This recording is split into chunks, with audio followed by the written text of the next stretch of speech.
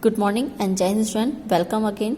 Now, today we discuss class 11, chapter 1st, important question. In this video, we discuss some important question of class 12th. आप लोगों के syllabus में class 12 का chapter first और second भी add किया गया है, तो इस वीडियो में हम लोग चैप्टर फर्स्ट और सेकंड के कुछ इंपॉर्टेंट क्वेश्चन डिस्कस करेंगे. Your first question assesses the four principles of India's foreign policy in the post-Cold War era and what is the nature of India's foreign policy. And second, what are the three democratic upsurges that emerged in the post-independence history of India? Explain. Now your first question, ये आपकी जो syllabus है उससे related है. ये वाला first question, assess the four principle of India's foreign policy in the post cold war era, what is the nature of India's foreign policy. Four principle of India's foreign policy are to follows. First, Panchsheel, जिसको पश्चिम सिद्धांत बोला जाता है. It emphasis that India avoid using force and prefers peaceful method in setting differences. उसने सबसे पहले शांत और फोर्सेबल कोई भी चीज़ यूज़ नहीं करेगा, अपने जो भी प्रॉब्लम है उनको पीसफुली सॉल्व करेगा. Secondly, multilateral approach. India support to multilateral approach to deal with global issue like disarmament, terrorism, unfair trade, etc. This principle also explain India's efforts in making institutions of global governance like the UN, World Bank, IMF, WTO or more legitimate and effective. And next, non-intervention. India chose the principle of no intervention in international affairs. किसी भी international affairs में वो interfere नहीं करेगा. And does not violate international convention. कोई भी जो ऐसी प्रॉब्लम है जिसमें वायलेशन होगी उसमें भी वो अपने जो व्यूज़ हैं उसको शो नहीं करेगा. India does not choose to violate any international law, convention, treaties, standards once it has given its consent and act in a manner that disturb the peace or promotes injustice. और अगर वो ऐसा करेगा तो कहीं ना कहीं जो डिस्टर्बेंस होना लाजमी है और जो उसकी पीस है वो भी कहीं ना कहीं उसको ख़त्म हो जाएगी, वो इनजस्टिस को प्रमोट करेगा. Now in the post-Cold War era, India's foreign policy had shifted to a more pro-US stance with disintegration of USSR. India favored active intervention in world affairs to soften Cold War rivalries. It tried to reduce the differences between Soviet Union and the USA. For example, India mediated the Korean War in the early 1950. And next is the foreign policy of India vigorously pursued the dream of peaceful world by advocating the policy of non-alignment. Indian जो अपनी relation थे दोनों ही group CUSA USSR से best बनाना कहते हैं, वो किसी एक ग्रुप को सपोर्ट नहीं करता था जिसमें जो क्लियर बात होती थी, यानी कहते हैं रियलिटी को, सच्चाई को बोलना, अपने रिलेशन वो ख़राब नहीं करना चाहता था. एंड उसकी जो फॉरेन पॉलिसी थी उसका मीन्स था कि जो वर्ल्ड है वहाँ पे शांति रहे, पीसफुली सब रहे. And later efforts were being made to restore normal relation with other countries through cultural exchange. At present, India foreign policy emphasis on economic interest in place of military interest. और कहीं ना कहीं जो उसकी policies थी वो economic interest के लिए, यानी कि मिलिट्री सपोर्ट चाहिए था, ऐसा कुछ नहीं था.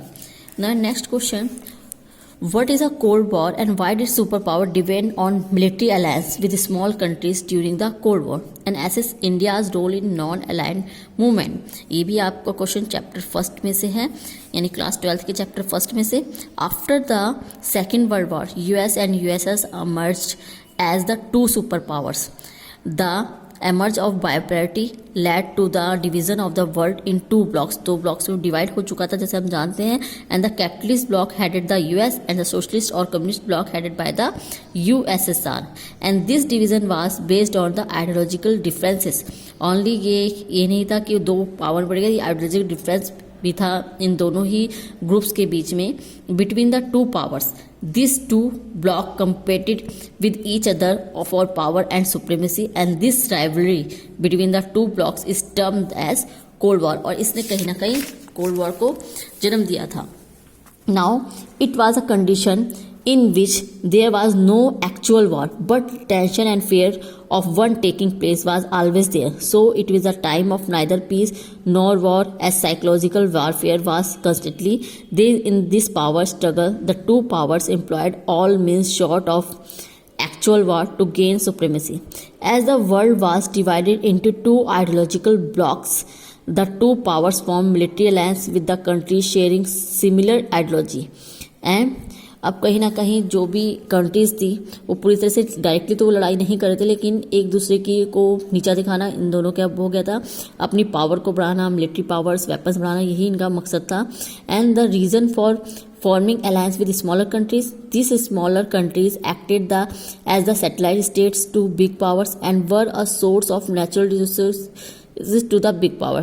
स्मॉलर कंट्रीज से ये इसलिए सपोर्ट चाहती थी कहीं ना कहीं जो उनके नेचुरल रिसोर्सेज उनका सपोर्ट मिल सके. And they also allowed super powers to access their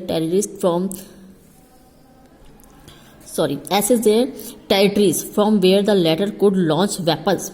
और रीज़न भी था कि जहाँ पे वो अपने वेपन्स वगैरह के ऊपर बनाना अलाउ कर सके. And the super power could make their military bases in the strategic location in this country to keep and the eye of the rival country. और वहाँ पे अपने जो मिलिट्री बेस है उनको बना सके, जिससे राइवल्स के बिल्कुल ठिकाने पे वो अपनी जो वेपन्स है, मिसाइलें हैं, उनको स्टैब्लिश कर सके. And in return for their service this small countries were give protection and economic aid. और रिटर्न में क्या दे रही थी, उन कंट्रीज़ को कहीं ना कहीं वो प्रोटेक्शन दे रही थी, इकोनॉमिक हेल्प दे रही थी.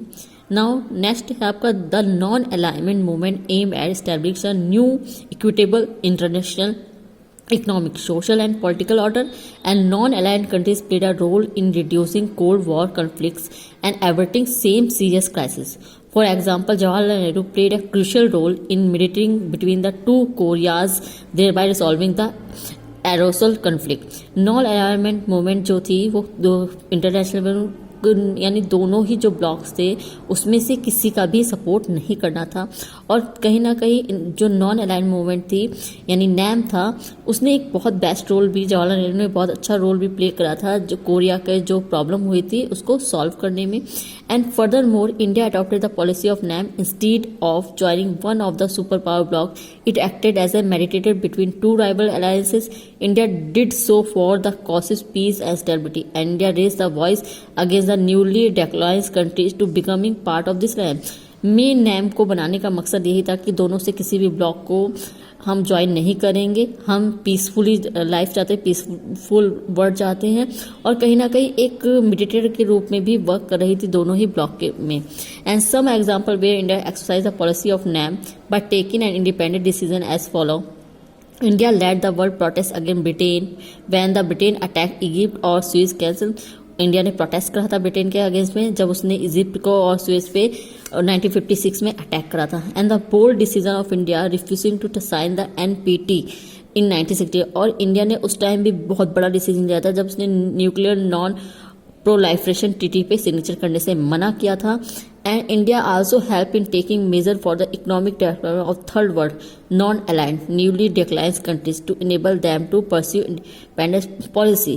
और कहीं ना कहीं एक जो थर्ड वर्ल्ड था यानी जो नैम से रिलेटेड लोग थे उनके लिए एक उनकी इकोनॉमी को डेवलप करने के लिए. Thus India played an active role in keeping the non-aligned movement alive and relevant. Now thank you students. In next video we discuss other question.